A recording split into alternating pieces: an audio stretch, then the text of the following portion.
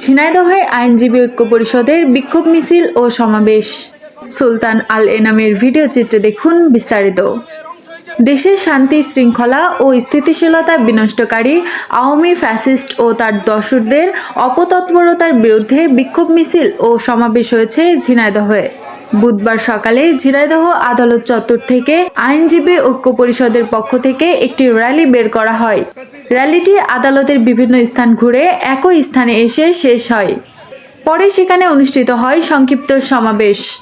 এতে আইনজীবী এস.এম. মশিউর রহমান, দবির হোসেন, শফিউল আলম, ইশারত হোসেন খোকন, পান্না বিশ্বাস, রাশেদুল ইসলাম সহ অন্যান্যরা বক্তব্য রাখেন।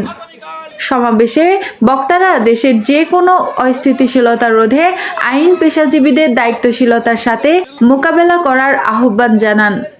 মুক্তি মাসুদ নূপুর, সবুজ বাংলা টিভি, ঝিনাইদহ।